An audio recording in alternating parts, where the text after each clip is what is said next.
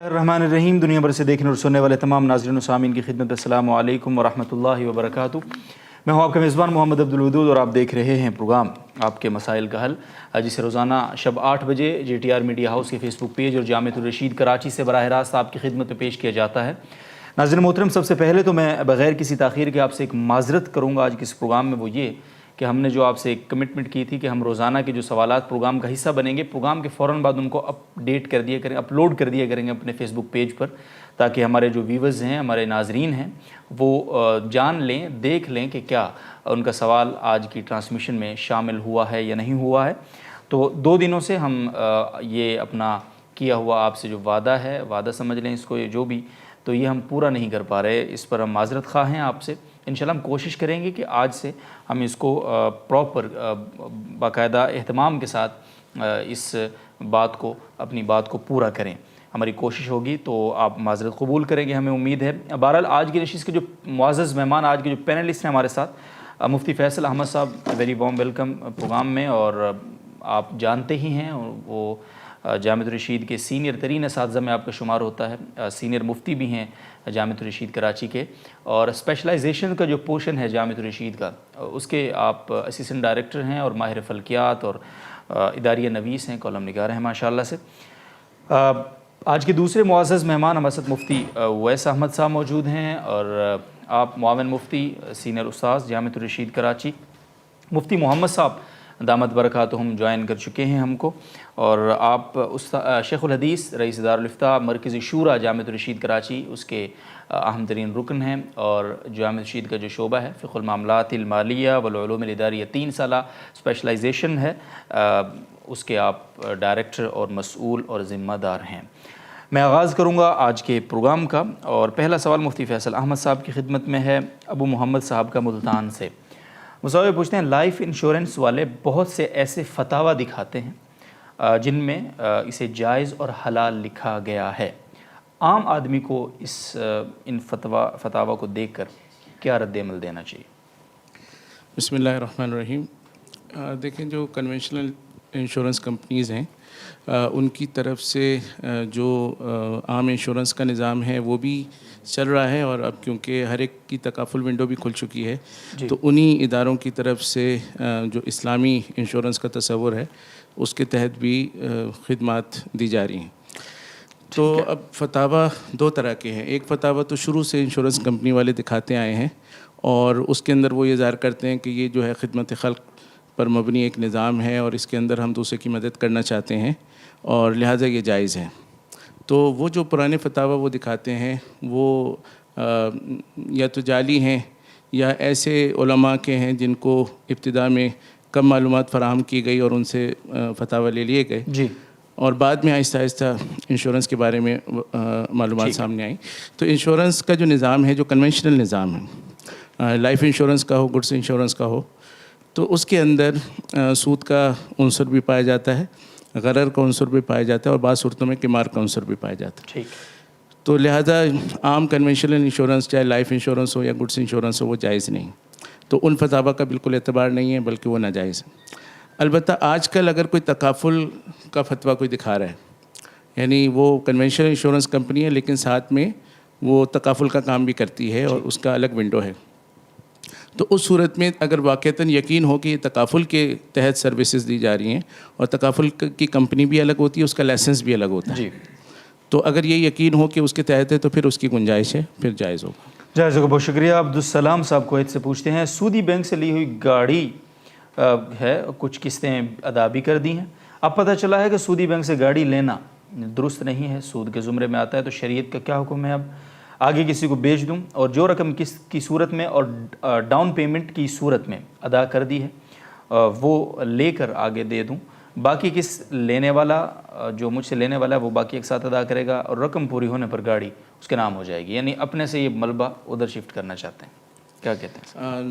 یہ آپشن مناسب نہیں ہے، بلکہ اس کی جگہ زیادہ بہتر صورت یہ ہے کہ ان کو چاہیے کہ کسی اسلامی بینک سے رابطہ کریں، اور اسلامی بینک جو ہے اس گاڑی کو خرید لے، اور وہ اسلامی بینک جو ہے وہ اپنی فائنینسنگ پر ان کو لیز کر دے. ٹھیک ہے. تو اس طریقے سے وہ یہ چیز، یعنی جو کنونشنل بینک ہے اس سے تو یکمشت ادائیگی کر کے یہ اس معاہدے سے نکل آئیں گے، اور پھر اسلامی بینک کو وہ آہستہ آہستہ ادائیگی کرتے رہیں گے تو ان کو ادائیگی میں بھی آسانی ہوگی اور حلال کنورژن بھی ہو جائے گا. ٹھیک، بہت بہت شکریہ. کویت سے اگین عبداللہ صاحب پوچھتے ہیں سوال. میرا ایک دوست اسپین میں ہے جی، وہ دکان چلاتا ہے اور کمپنی کی فرنچائز ہونے کی وجہ سے اسے شراب رکھنی پڑتی ہے، مجبوری ہے ان کی، تو کیا اس کے لیے یہ بیچنا اور اس طرح سے کاروبار جائز ہے؟ مسلمان کے لیے شراب کا رکھنا، بیچنا، سرو کرنا، جی ہدیے کے طور پہ دینا کسی قسم کی صورت جو ہے جائز نہیں. تو لہذا ان کو جو فرنچائز کی مجبوری ہے یہ کوئی ایسی شرعی مجبوری نہیں ہے جس کی بنیاد پر ان کو اجازت دی جائے.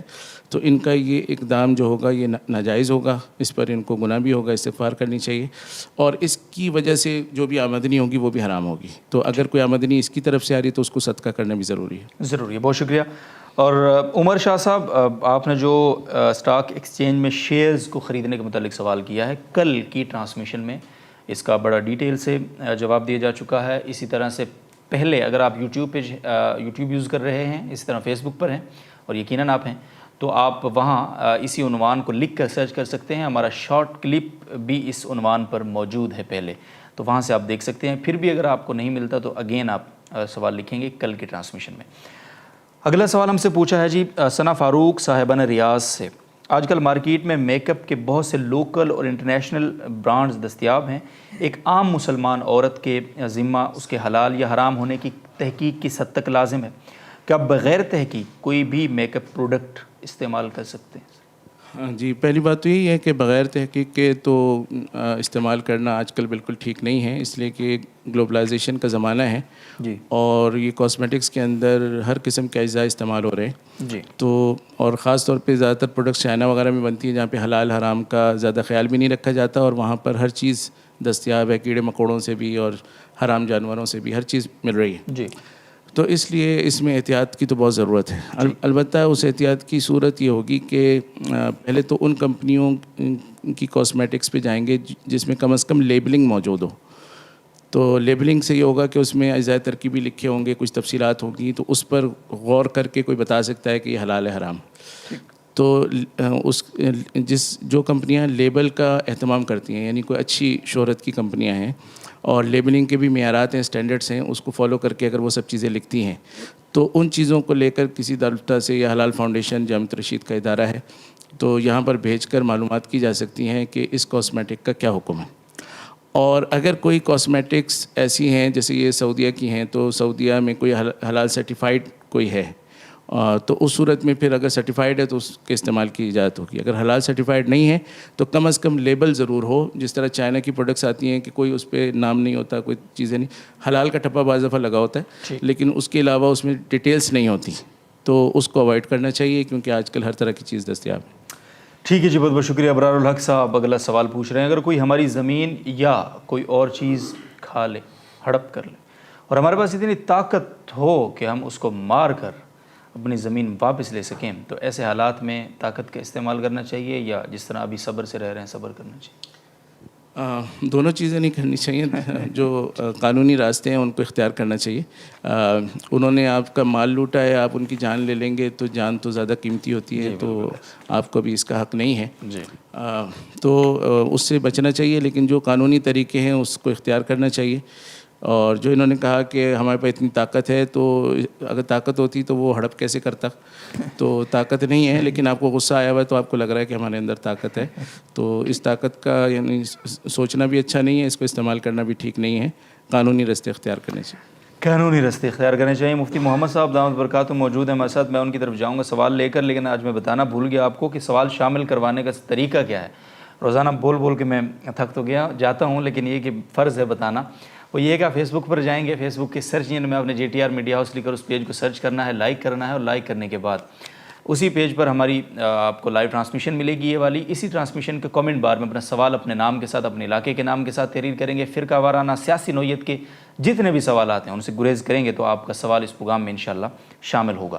محمد سلیم صاحب کا سوال ہے کراچی سے، مفتی محمد صاحب کی خدمت میں. میرے بڑے بھائی صاحب حج پر جا رہے ہیں جی، کیا وہ اپنے حج کے ساتھ اپنی مرحوم بیوی کے لیے بھی حج کی نیت کر سکتے ہیں؟ بسم اللہ الرحمن الرحیم، نحمدہ ونصلی علی رسولہ الکریم.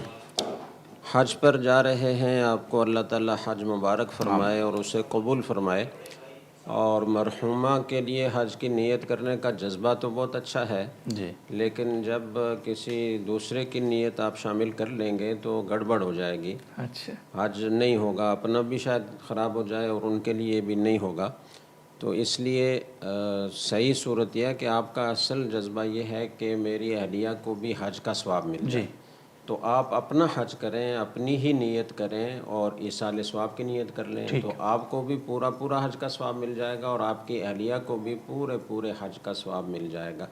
ٹھیک، جزاکم اللہ، بہت بہت شکریہ۔ مکہ مکرمہ سے محمد ممتاز صاحب کا سوال ہے کہ روایت میں مسجد نبوی صلی اللہ علیہ وسلم میں ایک نماز پڑھنے کا جو ثواب ہے 1000 نماز پڑھنے کے برابر آیا ہے، دوسری روایت میں 50,000 کے برابر، تو کون سی روایت زیادہ درست ہے؟ صحیح روایت پہلی ہی ہے کہ 1000 کے برابر ہے، دوسری روایت اگرچہ ہے لیکن اس میں ضعف ہے اور وہ ضعیف روایت ہے، تو پہلی روایت ہی کو ترجیح ہے۔ البتہ اللہ تعالیٰ کسی کے اخلاص کی بنا پر اسے 1,00,000 کا ثواب دینا چاہیں تو بھی کوئی رکاوٹ نہیں ہے۔ رکاوٹ نہیں ہے، ٹھیک ہے، بہت بہت شکریہ۔ اور حرمین میں نماز پڑھنے کی جو فضیلت ہے، اگلا سوال، کیا یہ ثواب اور فضیلت صرف مسجد حرام اور مسجد نبوی میں نماز پڑھنے سے ہے، یا حرمین شریفین کی حدود میں واقع جو تمام مساجد دیگر مساجد ہیں ان میں بھی اتنا ہی ثواب ملے گا؟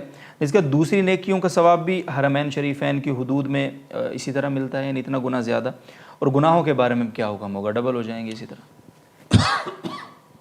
حرمین کے بارے میں سوال ہے تو حرم مکی کے بارے میں تو راجح قول یہ ہے کہ یہ جو 1,00,000 نمازوں کا ثواب ہے یہ مسجد حرام کے ساتھ خاص نہیں ہے، اچھا، بلکہ حرم کی حدود میں نماز پڑھنے سے یہ ثواب ملے گا۔ ٹھیک، حرم کی حدود وہ متعین ہیں اور اصل میں حضرت ابراہیم علیہ السلام نے وہ نشانات لگائے تھے حضرت جبریل علیہ السلام کی تلقین پر اور ان کی رہنمائی پر۔ ٹھیک ہے، اس کے بعد پھر رسول اکرم صلی اللہ علیہ وسلم نے ان نشانات کو تازہ کیا، پھر حضرت عمر رضی اللہ تعالیٰ عنہ نے، پھر حضرت عثمان رضی اللہ تعالیٰ عنہ نے ان کی تجدید کی، تو وہ متعین ہے، مختلف اطراف سے مختلف فاصلہ ہے، 3 میل سے لے کر 7-8 میل تک، 10 میل تک کا بھی فاصلہ ہے۔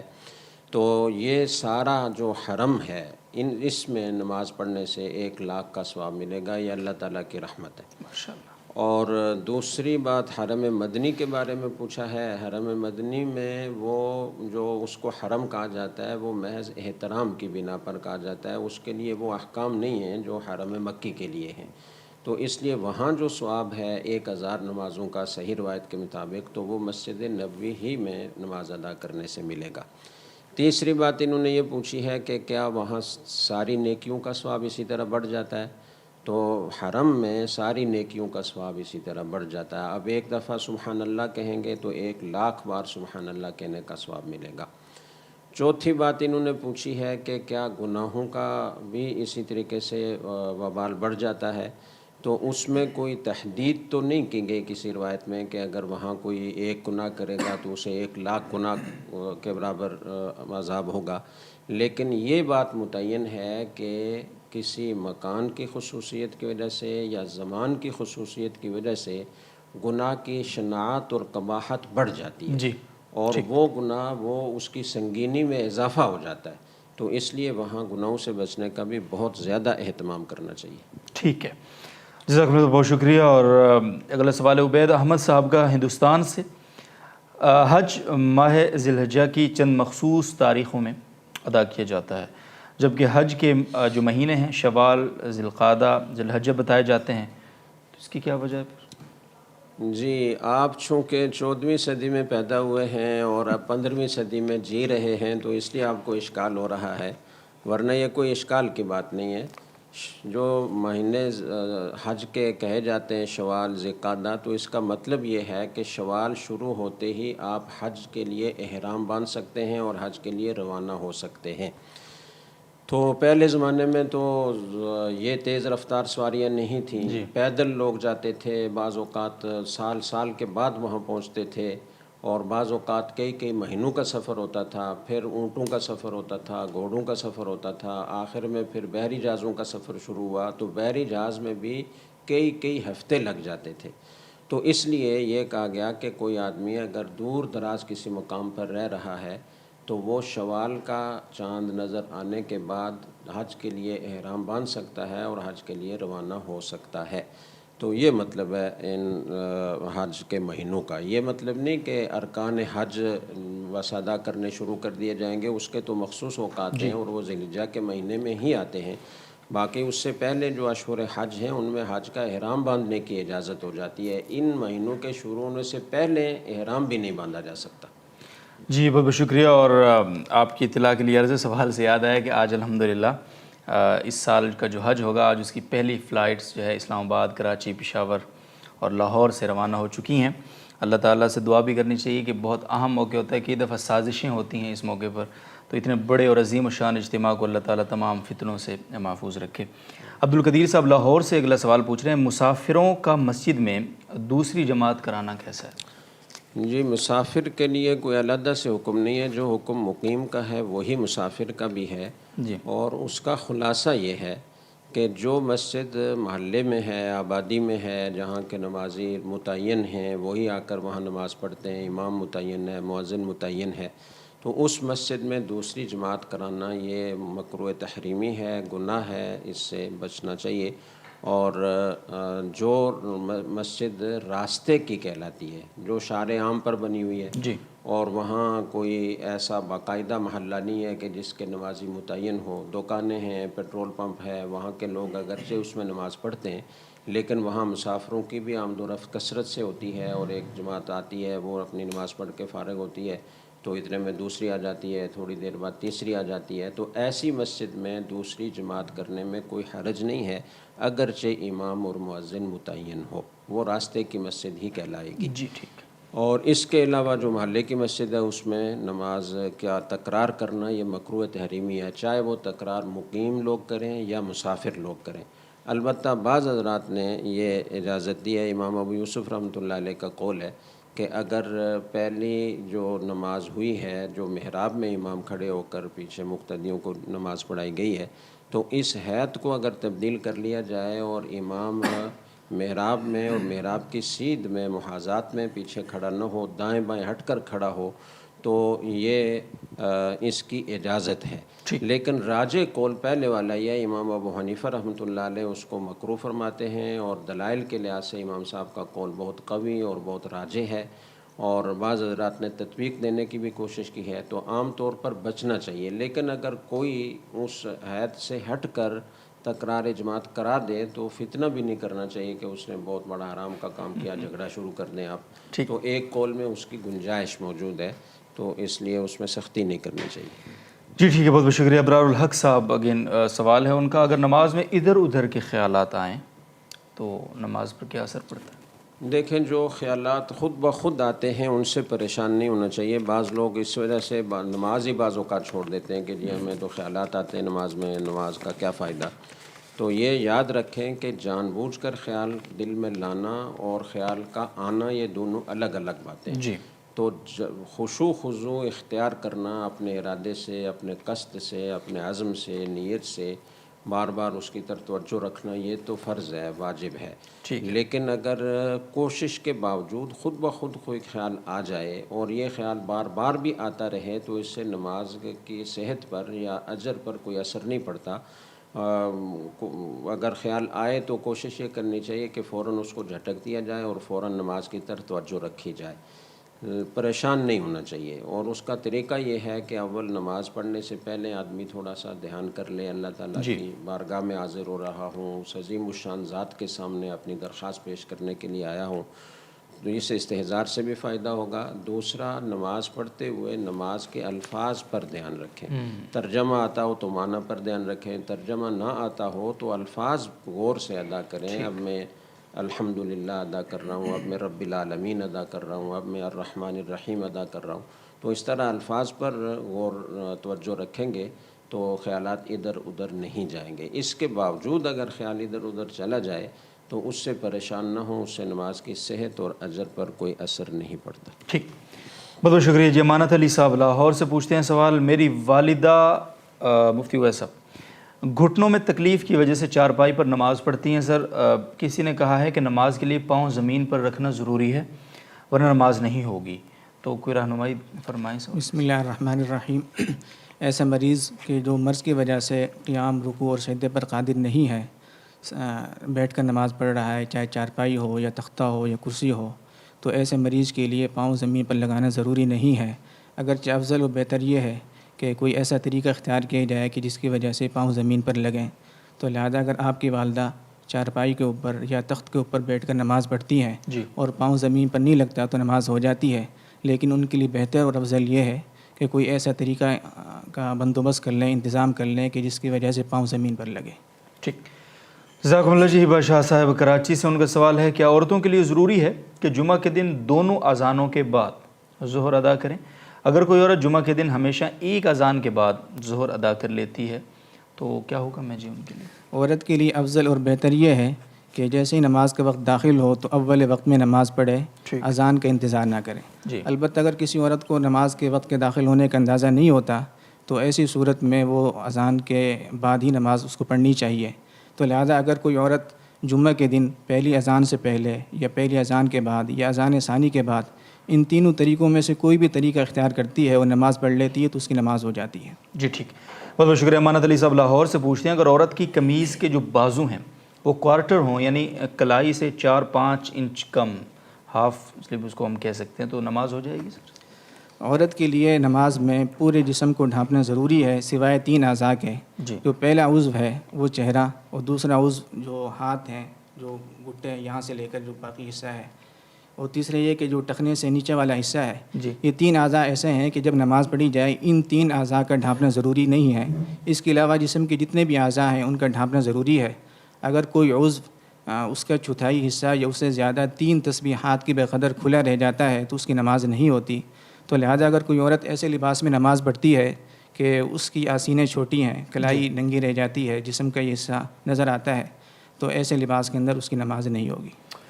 نماز نہیں ہوگی. جی بہت بہت شکریہ. ابو محمد صاحب ملتان سے پوچھتے ہیں جو شخص امامت کے مسائل جانتا ہو لیکن مفتی یا عالم نہیں ہے، کیا وہ جمعہ کا عربی خطبہ اور جماعت کی امامت کرا سکتا ہے؟ جی ایسا شخص جو امامت کے مسائل جانتا ہے اور نماز کے اندر قرات صحیح طرح کر سکتا ہے تو ایسا شخص امام بھی بن سکتا ہے اور عربی خطبہ بھی پڑھ سکتا ہے.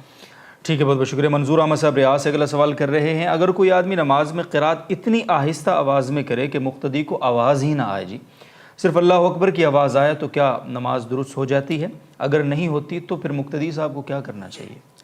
یہ ایسی نمازیں کہ جن میں جہراً قرات کرنا ضروری ہے. جی. اگر امام اتنی آہستہ آواز کے ساتھ تلاوت کرتا ہے کہ جو صف اول میں اس کے قرب و جوار میں لوگ کھڑے ہیں ان میں سے کسی کو بھی اس کی تلاوت کی آواز نہیں آتی تو ایسی صورت میں نماز نہیں ہوتی.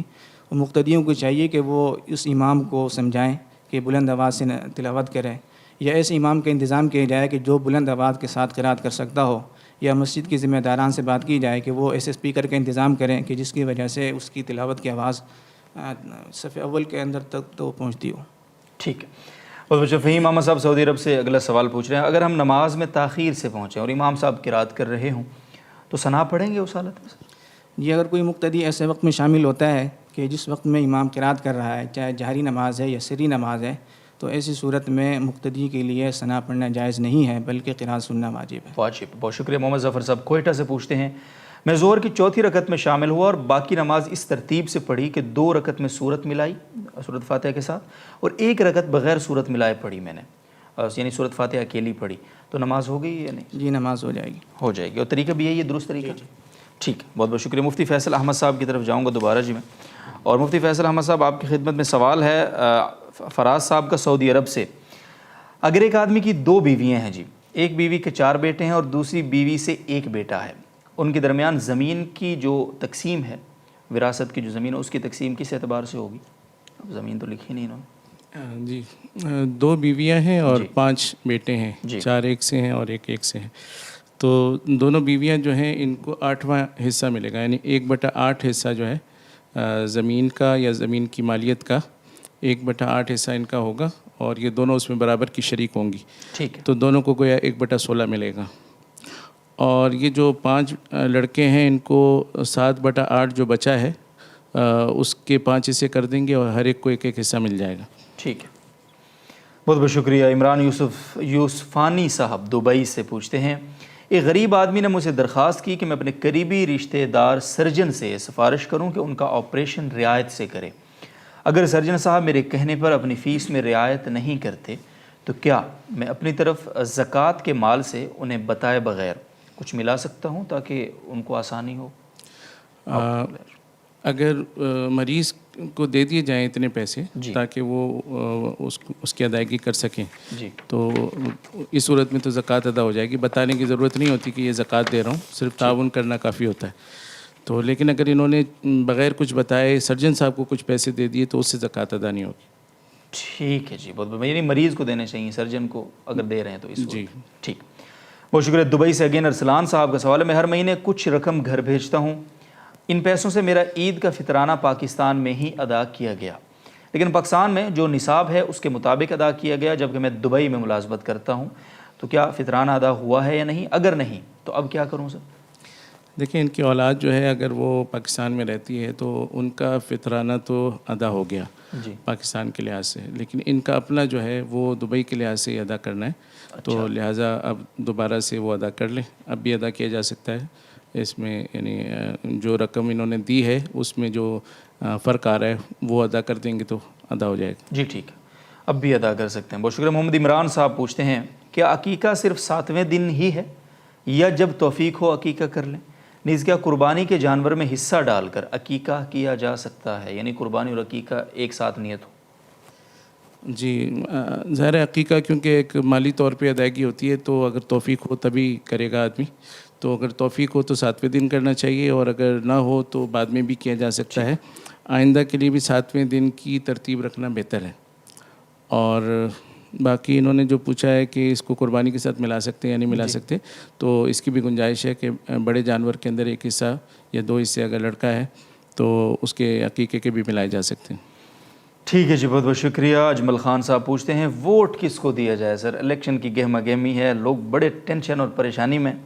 فرد کی بنیاد پر دیا جائے, پارٹی کی بنیاد پر دیا جائے, علاقے کے اعتبار سے دیا جائے, نظریات تو اڑی گئے ہیں سر. نظریاتی جماعت کے اعتبار سے کس کو ووٹ دیا جائے, کس پر اعتبار کیا جائے, سب کیا کہتے ہیں سر؟ بتائیں لوگ. بس الیکشن کا زمانہ ہے تو لوگ شاید پوچھتے زیادہ ہیں اور سنتے کم ہیں. پہلے بھی یہ مسئلہ بتایا جا چکا ہے تو اس سے تشفی ہونی چاہیے تھی, پھر سنتے نہیں ہیں تو پھر دوبارہ پوچھ لیتے ہیں. جی جی, تو اللہ کرے کہ اس دفعہ سمجھ جائیں. جی انشاءاللہ. تو پہلے بھی یہ بات بتائی گئی تھی کہ ووٹ جو ہے اس کے اندر شہادت کی یعنی گواہی دینے کی حیثیت بھی ہے, اور سفارش کی حیثیت بھی ہے, اور وکالت کی حیثیت بھی ہے کہ ہم کسی نمائندے کو یعنی ہم اس کی سفارش کرتے ہیں کہ یہ اہل ہے اور یہ ہماری طرف سے جو ہے نمائندگی کر سکتا ہے. تو کیونکہ اس میں یہ 2-3 پہلو پائے جاتے ہیں, خاص طور پہ جو شہادت کا پہلو ہے جی وہ بہت اہم ہے, حساس ہے. تو اس لحاظ سے ہمیں امیدوار کو دیکھنا ہوتا ہے کہ امیدوار کے اندر وہ اہلیت ہو جس سے وہ ہماری نمائندگی کر سکے. ٹھیک ہے. اچھا, پاکستان میں کیونکہ پاکستان ایک اسلامی نظریاتی ریاست ہے تو پاکستان میں اہلیت کا مطلب یہ ہوگا کہ وہ شخص جو ہے اسلام سے بھی اس کا لگاؤ ہو اور ملک کا بھی وفادار ہو, اور اس کے اوپر کوئی کرپشن کا داغ بھی نہ ہو تاکہ ملک کے لیے نقصان کا باعث نہ ہو, اور وہ سیاسی بصیرت بھی رکھتا ہو تاکہ وہ بہتر انداز میں جب بھی کوئی مذاکرات ہوتے ہیں, کوئی چیز ہوتی ہے تو وہاں پر ہماری نمائندگی کر سکے. ٹھیک ہے. تو اگر کسی میں یہ 4 خوبیاں پائی جاتی ہیں تو کم از کم وہ ہماری شارٹ لسٹ میں آ جاتا ہے کہ ہم اس کو ووٹ دے سکتے ہیں. جی ٹھیک ہے. تو یہ تو ایک بنیادی چیز ہوئی. اب جن پارٹیوں کے منشور میں یہ ان 4 چیزوں کی ضمانت دی گئی ہو, یعنی وہاں پر اسلام کی بات بھی واضح طور پہ ہو اور ملک کی بات بھی وفاداری کی ہو, کرپشن کے خاتمے کی باتیں بھی ہوں, اور ساتھ میں جو ہے وہ سیاسی بصیرت یعنی ان کے اندر جو پیغام دیا گیا اسے لگتا ہو کہ ان کے پاس بڑا پلان ہے, تو پھر تو ہم منشور پہ بھی اعتماد کر سکتے ہیں. جی. لیکن اگر منشور میں ان میں سے کوئی چیز کم ہے, خاص طور پہ اسلام کے حوالے سے کچھ کمی ہے, تو اس صورت میں پھر ہم اس جماعت پر پورا اعتماد نہیں کر سکتے, پھر ہمیں امیدوار کی طرف جانا ہوگا. تو اس حوالے سے پہلے بھی عرض کیا تھا کہ جو اسلامی جماعتیں ہیں وہ عام طور پہ ان 4 چیزوں کو میٹ کر رہی ہوتی ہیں. اگرچہ ان کی کارکردگی کچھ کم بھی ہو لیکن ان کے منشور میں ان سب چیزوں کا خیال ہوتا ہے, یعنی اسلام کا بھی خیال ہوتا ہے, وطن کا بھی خیال ہوتا ہے, اور سیاسی بصیرت کے حوالے سے بھی کچھ انہوں نے پوائنٹس اٹھائے ہوتے ہیں, اور کرپشن سے ماشاءاللہ وہ سارے پاکی ہیں. تو اس حوالے سے یہ چیزیں جو ہیں ان کے منشور کو دیکھتے ہوئے ہم انہیں ووٹ دے سکتے ہیں. ٹھیک. تو اب فارمولہ یہ بنا ووٹ دینے کا کہ جہاں پر اسلامی جماعتیں ہیں یا ان کے جو اتحاد ہیں اگر وہ موجود ہیں اور وہ کیونکہ ووٹ کی شرائط پر پورے اترتے ہیں تو لہٰذا اگر وہ جیت رہے ہیں تو ہمیں ان کو ووٹ دینا چاہیے. اگر وہ جیت نہیں رہے لیکن ان کا ووٹ بینک بڑھ رہا ہے اور ہمیں امید ہے کہ یہ اس دفعہ کی کارکردگی کی بنیاد پہ آئندہ چل کر جیت جائیں گے تو پھر ہمیں اسی سلسلے کو آگے بڑھانا چاہیے, ان کو ووٹ دینا چاہیے اگرچہ وہ اس دفعہ نہ جیت سکیں. لیکن اگر کہیں پر ان کی حیثیت صرف علامتی ہو اور ان کا ووٹ بینک جو ہے پچھلے 2-3 انتخابات سے ہم دیکھ رہے ہیں کہ ان کا ووٹ بینک وہاں نہیں بڑھ رہا, وہاں پر علاقے میں ان کی خدمات نہیں ہیں, تو اس جگہ پر ظاہر آنا تو کسی اور نے. تو ایسی صورت میں پھر جو ہم نے شرائط بتائی ہیں اس کو ہم دوسری پارٹیوں میں دیکھیں, لیکن دوسری پارٹیوں میں ہم منشور کی بنیاد پہ نہیں دیکھیں گے, اس لیے کہ منشور میں عام طور پہ اسلام کا کھل کر اظہار نہیں. اور یہ میں عرض کرنا چاہوں گا, یعنی ابھی تو میں ووٹرز سے بات کر رہا ہوں, لیکن یہ جو پارٹی کے جو بڑے ہیں با اختیار لوگ ہیں ان کو بھی میں یہ کہنا چاہوں گا کہ وہ کم از کم اپنے منشور میں واضح طور پہ اسلام کی بات کو رکھا کریں. اور ابھی جو ختم نبوت کے حوالے سے ایشو اٹھا اور اس طرح کے مسائل ہیں تو لوگوں کو شک ہے کہ ہمارے یہ جو لیڈر ہیں یہ صحیح طریقے سے یا تو ان کا ایمان کمزور ہے یا ان کو معلومات کی کمی ہے, تو یہ کبھی بھی غلط فیصلہ کر سکتے ہیں. تو آپ کا فرض بنتا ہے کہ آپ عوام کو اعتماد دلائیں کہ نہیں بھائی ہمارا اسلام سے, یعنی بے شک ہم کمزور ہیں اور عمل میں کم ہیں لیکن بہرحال ہم اس پہ کمپرومائز نہیں کرتے اور ہم اس کو منشور کا حصہ بناتے ہیں. تو پارٹیوں کو بھی چاہیے کہ وہ اس کو حصہ بنائیں, اور ہمیں چاہیے کہ اگر پارٹی نے منشور میں حصہ نہیں بنایا تو پھر ہم اس کو انفرادی سطح پہ دیکھیں. پھر وہ کسی بھی پارٹی کا ہو سکتا ہے, کوئی بھی مین اسٹریم پارٹی کا, علاقائی پارٹی کا, کوئی ایسا امیدوار ہو جس کے اندر یہ چاروں شرائط آپ کو محسوس ہوتی ہوں کہ ٹھیک ہیں, تو اس صورت میں ہم اس کو ووٹ دے سکتے ہیں. ٹھیک ہے جی, بہت بہت شکریہ, جزاکم اللہ. اور شاہ رخ خان صاحب کراچی سے سوال کر رہے ہیں اگلا, اپنا ووٹ بیچنا کیسا ہے سر؟ کیا اس کے بدلے میں ملی ہوئی رقم جو ہے وہ حلال ہوگی؟ اور رقم تو ایک طرف رہی, چلو اگر بریانی کی پلیٹ پر ہی ووٹ دے دیا جائے, پلیٹ مین کے آپ ووٹ دینے گئے, بھوک لگتی ہے سر, دھوپ ہے, گرمی ہے, بڑے دن ہے, تو کسی نے کوئی بریانی کی پلیٹ کا اہتمام کیا ہو تو اس کا کوئی جواز پیدا کریں گے یا وہ بھی ٹھیک نہیں؟ دیکھیں پولنگ ایجنٹ وغیرہ کو تو کھانا کھلایا جاتا ہے لیکن ووٹر کو کھانا کھلانے کا ایسا کوئی رواج نہیں ہے, خاص طور پہ ووٹ والے دن تو کوئی رواج نہیں. باقی وہ جو مختلف جگہوں پر انہوں نے اپنے وہ لگائے ہوتے ہیں, دفتر بنائے ہوتے ہیں, وہاں پر اکرام وغیرہ ہو رہا ہوتا ہے, تو کیونکہ اس کے بدلے میں ووٹ دینا متعین نہیں ہوتا تو وہ اکرام تو حرام نہیں ہوتا, وہ آپ کھا سکتے ہیں. لیکن یہ ہے کہ جو یعنی صراحتاً ووٹ کے بدلے میں اگر کوئی پیسے لیے جا رہے ہیں یا کوئی ایسی بے نظیر انکم سپورٹ یا کوئی اس طرح کی چیزیں ہیں, ان کے لالچ دے کر ووٹ جو ہے وہ لیا جا رہا ہے اور صاف ستھری بات کی جا رہی ہے اس حوالے سے, تو اس صورت میں ظاہر ہے یہ رشوت میں آئے گا اور جائز نہیں ہوگا. اور دوسری بات یہ کہ ہم نے پہلے سمجھ لیا کہ ووٹ کے اندر شہادت کا پہلو بھی ہے, تو گواہی جو ہوتی ہے وہ تو حقیقت کی بنیاد پہ دی جاتی ہے, پیسے کی بنیاد پہ نہیں دی جاتی. تو پیسے کی بنیاد پہ, تعصب کی بنیاد پہ گواہی دینا ٹھیک نہیں ہے, تو یہ گواہی بھی دینا ٹھیک نہیں ہوگا, سخت گناہ ہوگا, گناہ کبیرہ ہوگا, اور ساتھ ہی ساتھ یہ جو مال اس کے بدلے میں ہوگا یہ حرام ہوگا. جزاکم اللہ صاحب, بہت شکریہ. لاہور سے سعید اللہ صاحب کا سوال ہے جی, ہمیں کیسے پتہ چلے گا اللہ تعالیٰ ہم سے راضی ہیں یا ناراض ہیں؟ دیکھیں ہم تو ظاہر قرائن سے ہی پتہ چلائیں گے, تو ہمارے پاس کوئی وحی یا الہام کا سلسلہ تو نہیں ہے. تو اگر ہم سے اچھا گناہ جو ہوتے ہیں وہ دونوں طرح کے ہوتے ہیں, ظاہری بھی ہوتے ہیں, باطنی بھی ہوتے ہیں. تو باطنی کا اکثر لوگوں کو پتہ نہیں چلتا, لیکن ظاہری کا ہر ایک کو پتہ چل رہا ہوتا ہے. تو اگر ظاہری گناہوں کے اندر ہم ملوث ہیں تو پھر تو یقینی بات ہے کہ اللہ تعالیٰ بھی ہم سے راضی نہیں. جی بالکل, ٹھیک ہے نا. تو اس لیے ان گناہوں کو چھوڑنا چاہیے, نیک کاموں کی طرف آنا چاہیے اور اللہ کو راضی کرنا چاہیے. اگر ہم ظاہری طور پہ اچھے اعمال کر رہے ہیں تو اس میں بھی دونوں صورتیں ہو سکتی ہیں. ہو سکتا ہے اللہ ہم سے راضی ہوں, ہو سکتا ہے اللہ تعالیٰ نے ہمیں ڈھیل دے رکھی ہو اور ابھی ہم سے پکڑ نہ کر رہے ہوں.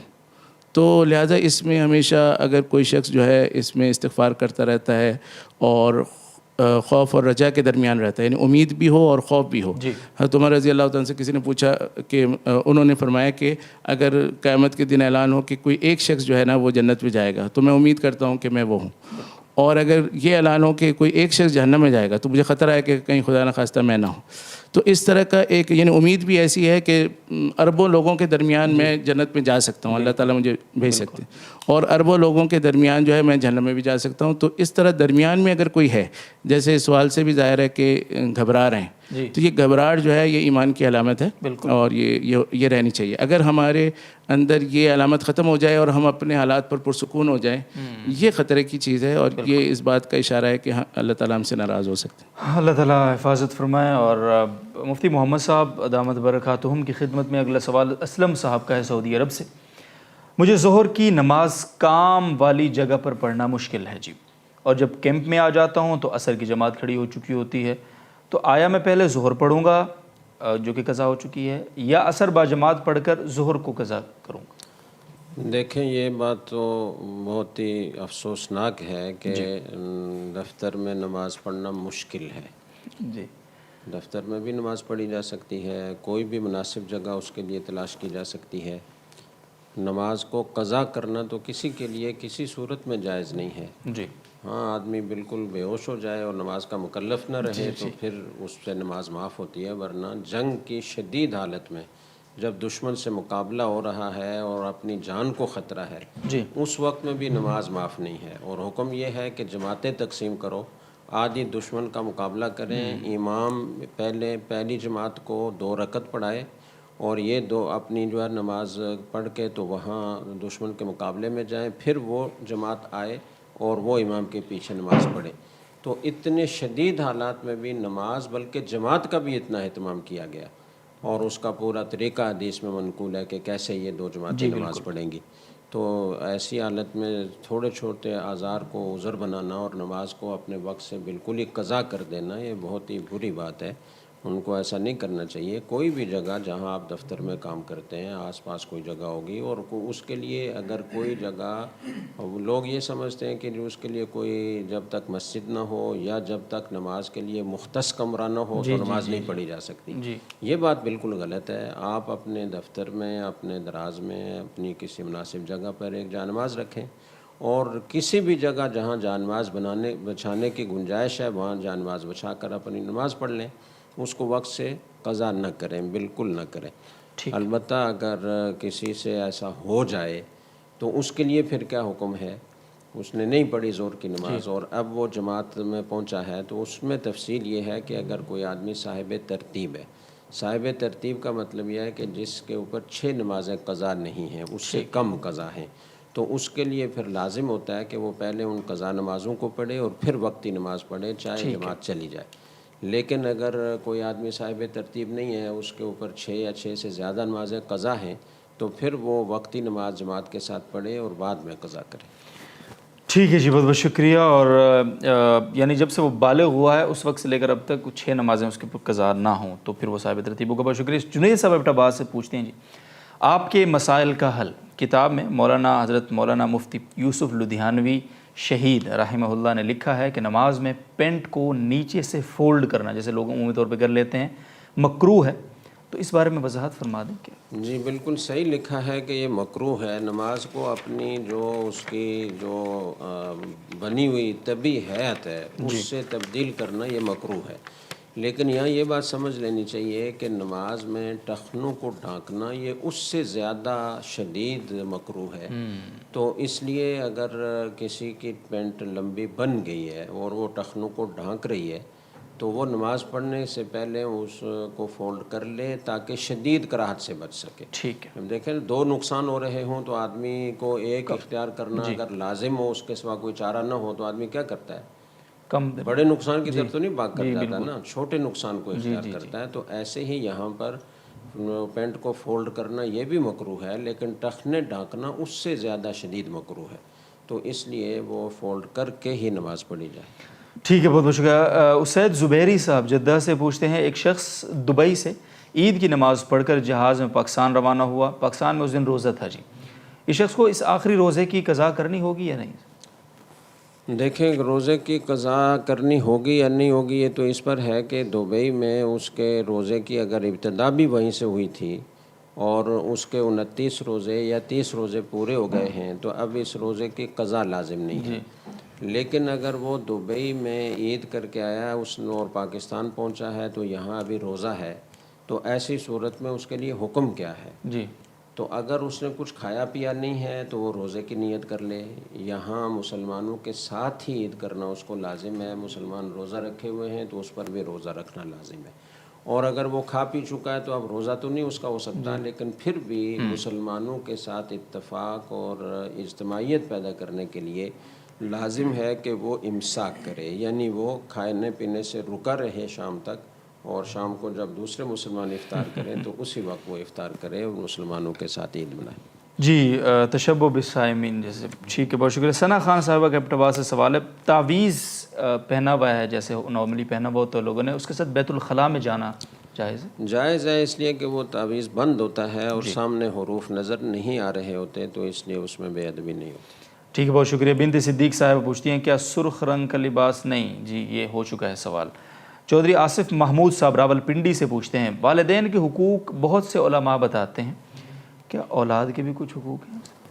یہ علماء تو اولاد کے حقوق بھی بتاتے ہیں، شاید آپ کو سننے کی کبھی نوبت نہیں آئی۔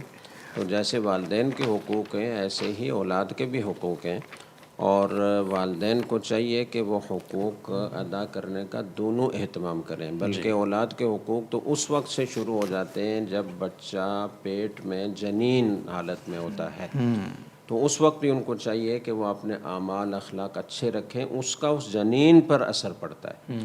اور پھر جب بچہ پیدا ہو جاتا ہے تو عام طور پر لوگ سمجھتے ہیں کہ ابھی یہ ناسمجھ ہے، اس کو شعور نہیں ہے، لیکن اس پر ہر چیز کا اثر ہو رہا ہوتا ہے۔ جو چیزیں وہ دیکھتا ہے، جو چیزیں وہ سنتا ہے، اس کا اس کی روحانیت پر، اس کے دل پر اس کا اثر ہو رہا ہوتا ہے۔ تو اس لیے بچوں کے معاملے میں بہت حساس رہنا چاہیے۔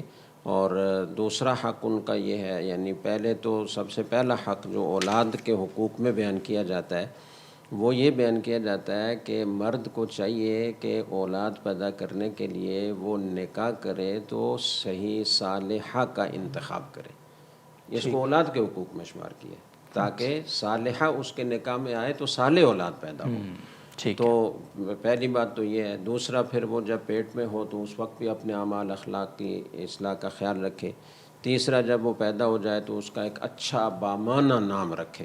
بعض اوقات لوگ ایسے مذاق خیز نام رکھ دیتے ہیں کہ بچہ جب بڑا ہوتا ہے تو وہ دوسروں کے سامنے شرمندہ ہوتا ہے کہ یہ کیسا نام تمہارے والدین نے رکھا ہے۔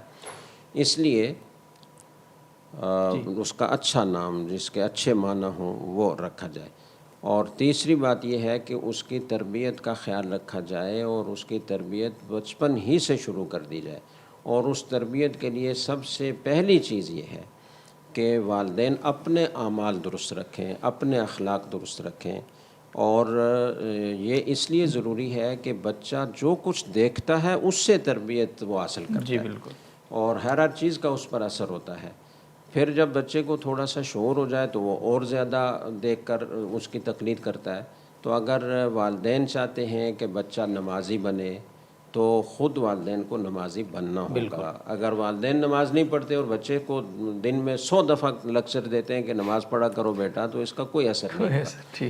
بچے کو اگر چاہتے ہیں کہ ان کا بچہ سچ بولے تو ان کو سچ بولنا ہوگا۔ اگر وہ بچے کے سامنے جھوٹ بولتے ہیں، دروازے پر کوئی آیا، بچے ہی سے کہتے ہیں جا کر کہہ دو ابو سو رہے ہیں یا ابو گھر میں نہیں ہے، تو اس بچے کو آپ سچائی پر کبھی نہیں لا سکتے۔ تو اپنے اعمال کی اصلاح کریں، تو یہ بہت اہم ہے۔ پھر بچے کو عادی بنائیں۔ بچہ جب باشعور ہو جائے اس کو شروع ہی سے قرآن کریم سکھانے کی کوشش کریں، اللہ کا نام سکھانے کی کوشش کریں، مسنون دعائیں سکھانے کی کوشش کریں۔ اور پھر جب وہ اتنا شعور ہو جائے کہ وہ نماز پڑھ سکتا ہو تو اس کو نماز کا طریقہ سکھائیں، پھر اپنے ساتھ نماز پڑھائیں۔ جب جماعت کا وقت ہو جائے تو اس کو یاد دہانی کرائیں، بیٹا چلو نماز کا وقت ہو گیا ہے، نماز پڑھتے ہیں۔ تو اس طریقے سے ان کی تربیت ہوتی ہے۔ پھر ان کی ضرورات کا خیال رکھنا، ان کی لباس کا، ان کے کھانے پینے کا، ان کے لیے مکان مناسب اپنی استطاعت کے مطابق اس کا انتظام کرنا، یہ والد کی ذمہ داری ہے۔